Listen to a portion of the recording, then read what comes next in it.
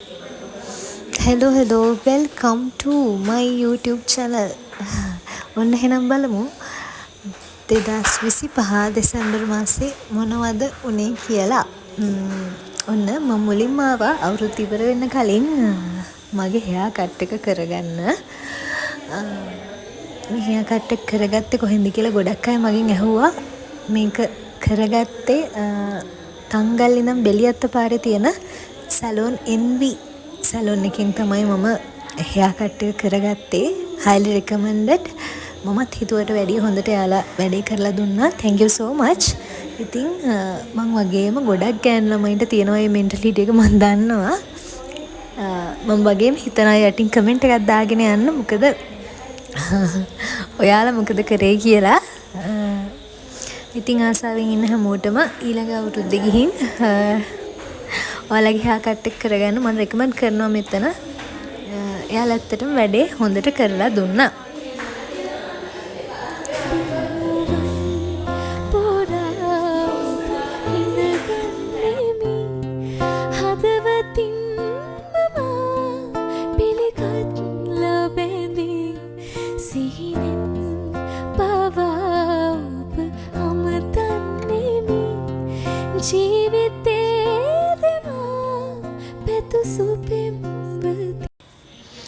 ඊළඟට මම ගියේ ඇත්තටම මට ඕනි කරන බඩු කීපයක් අරගන්න. මම ඒ ලෙවල් කාලේ ඉඳලම නිතරම යන බුක් ෂොප් එකට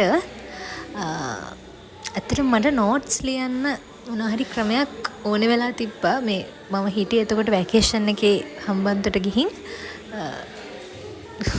ඔන්න මාව අඳුරන්නේ නැති අය දැනගන්න පුළුවන් මම හම්බන්තොට මේ ඉස්සරහට කියන්නම් මගේ විස්තර. මම නෝට්ස් ලියන්න කොළ අරගත්තා. ඒ වගේම මම නෝට්ස් ලියන්න නෝට්ස් ලියපු නෝට්ස් වෙන් කරලා තියාගන්න ක්ලියර් බෑග්ස් අරගත්තා.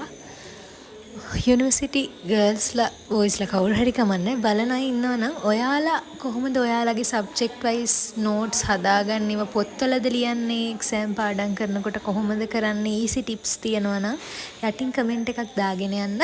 අනිත් අයටත් ඒක ස්පෙෂලි වැදගත් වෙයි. මම යූස් කරන ක්‍රමය තමයි ක්ලියර් බෑග්ස් වල වෙනම නෝට්ස් තියෙන එක.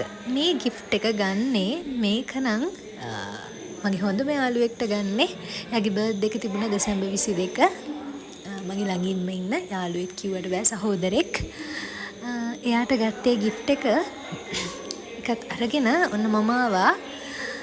මේ ඉන්නේ මාත් එක්ක මගේ තනියට ආපු මගේ යාළුවා. ඔන්න ඊට පස්සේ අපි ආවේ කොහෙටද කියලා බලන්න. දන්න අය ඇති සමහර විට මේ කොහෙද කියලා.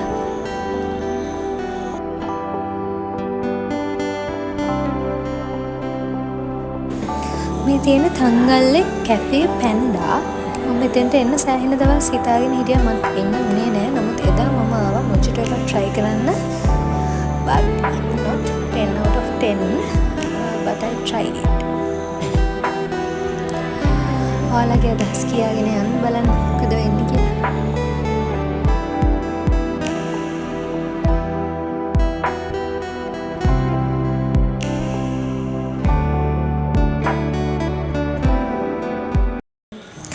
මේ තියෙන්නේ මම සෑහෙන විශ්වාස කරන තරම් තංගල්ලේ වැල්ලි බෝධිය. තංගල්ලාවට ඉන්න හැමෝම වගේ මේ තැන දන්නවා. ඉතින් මම විශේෂයෙන් මෙදා දවස කොච්චර පරක් වුණත් මෙතෙන්ට යන්න හිතුවා. මගේ ළඟම කෙනෙක් මේ දවස්වල ටිකක් අසනීපෙන් ඉන්නේ. එයා වෙනුවෙන් ප්‍රාර්ථනා කරන්නමයි මම එදා එතෙන්ට ගියේ. ඔයා ඉක්මනට සනීප වෙන්න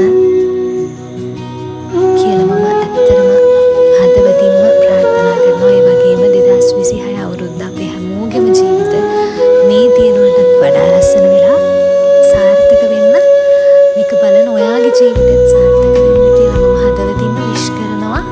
සහ අපේ ලංකාවේ මිනිස්සුන්ට ආයෙ නැගිටින්න පුළුවන් වෙන්න ඕනේ. ඉතින් ඔන්න එදා දවසේ විදියට ගෙවුණා මේ මම ඉන්නේ දැන් මගේ යුනිවර්සිටි හොස්ටල් එකේ. ඇත්තටම මම මේ වෙලාවේ ලියන්නේ 2025 අවුරුද්දේ මට ලැබුණේ මොන වගේ දේවල්ද, ජීවිතේ කොච්චර ලස්සනට වෙනස් වුණාද කියන එක. මේ මගේ ඩයරි එකේ ලියන වෙලාව තමයි ඔය මම පොඩි වීඩියෝ කට් එකක් ගත්තේ. ඒ වගේම 26 මොනවද මගේ ප්ලෑන්ස් කියන එක. ඉතින් ඇත්තම කිව්වොත් මගේ ජීවිත කාලේ මට තේරෙන කාලේ ඉඳලා මගේ උප ජීවිතේ අති සාර්ථකම අවුරුද්ද සහ මේ සතුටින්ම ගෙවපු අවුරුද්ද 2025. ඉතින් ඒ නිසා මට මේක විශේෂ අවුරුද්දක්.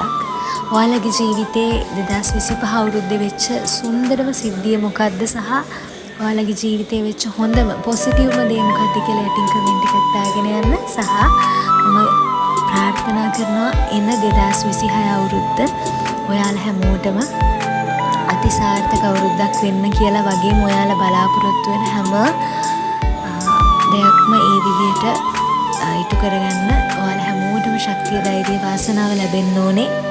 ඉතින් වෙන හැම සිද්ධියක් දිහාම හොඳ විදියට දකින්න, සතුටින් ඉන්න හැමෝටම good luck.